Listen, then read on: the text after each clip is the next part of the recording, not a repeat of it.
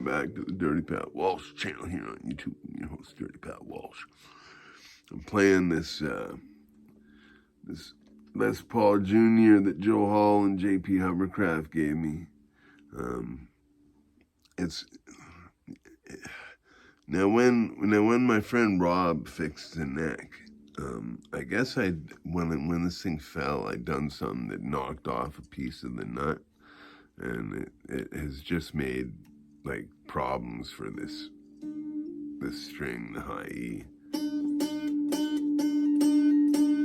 Like that's what it sounds like. It's awful. And even that is the best tone I've managed to get out of it so far. And the way I've done that is I've tuned it really slack. Like I tuned the strings really slack down to, I guess it's like an open G, but maybe an octave lower or something. I don't know. But anyhow, I capoed it on the 2nd fret, basically, and tuned it to open G. So the strings are really loose and farty sounding on the bass end. My pig nose is dying as we speak.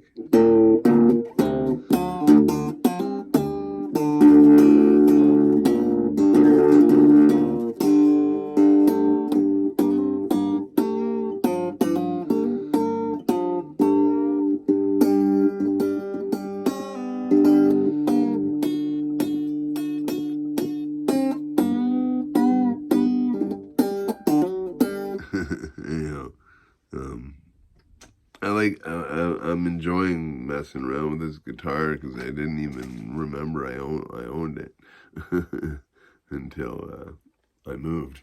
so yeah, Les Paul Jr. I love this guitar. Not as much as the one my son gave me, but I don't think I could love a guitar that better than the one my son gave me, regardless of what kind it was, because my son gave it to me, you know. But it's cool because it's allowing me to keep my SG in standard tuning, which is actually how I'm used to playing this thing, playing in SG, because that's how when I played in the Diplomats, that's what I played. I just played SG in standard tuning, and so I can play all my old punk rock songs on this guitar. So, oh my goodness, I do go on about stuff. Thanks for watching my videos of the last few days. Yeah, I appreciate my new subscribers that are popping up out of the woodwork.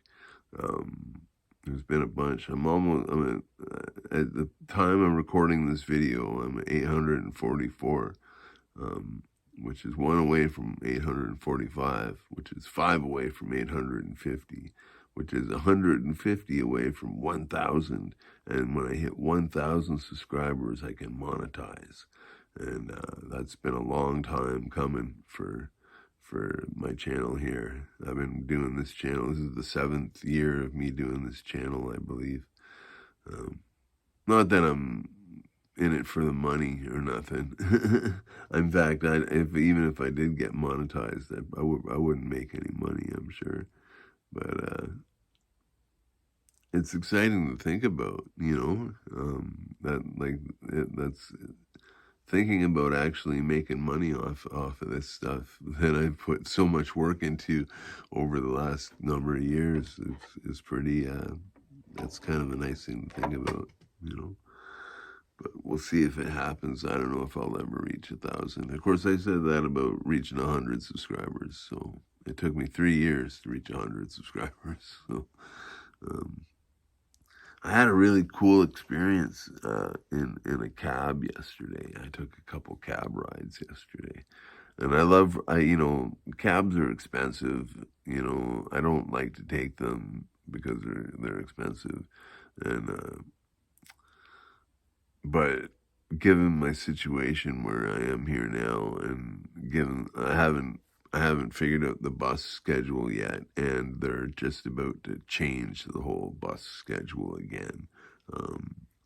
This is all due to post-COVID road work in Peterborough kind of stuff.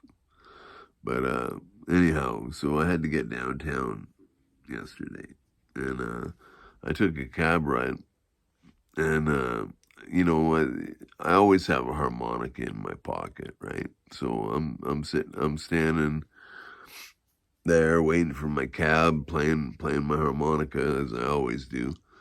The cabbies always think I'm having a smoke. It's funny. um, not that I announce that I'm playing harmonica as soon as I get in the cab or anything. It's just they say like, "Oh, sorry to make you put out your smoke" or whatever, Um, but yeah, so anyhow, this guy was like, "So I seen you playing your harmonica there. Um, are you a musician?" And I said, "Yeah." And he said, "Have you played in any bands around town?" And he's like, "I used to check out a lot of bands like, you know, in the 90s, 2000s kind of thing." And I said, "Well, do you remember a band called the Silver Hearts?" And he turned at me and he looked at me and he was like, "You were in the Silver Hearts?" And I said, "I I started the band, man." you know, which is debatable, but it's kind of true. Um, I introduced Trevor and Charlie, who were the two people who kind of started the band, you know, um, and they asked me to join the band very shortly thereafter, because it's like, well, we feel kind of silly if we didn't have you involved. But anyhow, he was excited I was in the Silver Hearts. He was like, "Wow, man!" He's like, "I used to come see you guys at the Montreal House. It was lit every week. Oh man!" And he's like, "I can't believe you like the size of your band." Like, and I said, "Yeah, it was 13 members." And he's like, "What?" And I said, "Yeah, and we used to tour around the country like that." And he was like, "I had no idea. I thought you guys just played in town." I'm like, "Yeah, well, we were always on the road." And he was just like, "That's insane, dude." So it was a cool cab ride. I gave him a couple bucks extra on the tip for making me feel like special. You know. Yeah. What else is going on? This coming Saturday is another outreach from my church into the park. It's called Praise in the Park, is what we call it. And, we basically go down to there's this main park downtown where a lot of the homeless and like a lot of people in addiction and stuff kind of hang out and meet up and stuff. And it's pretty populated by that community, right?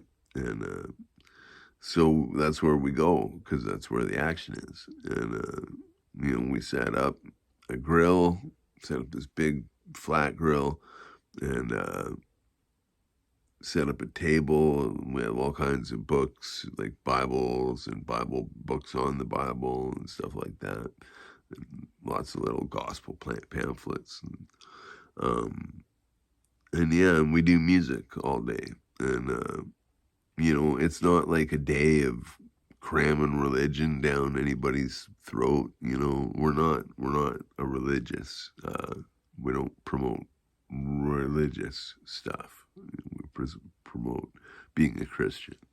you know, um, there's a difference, believe it or not.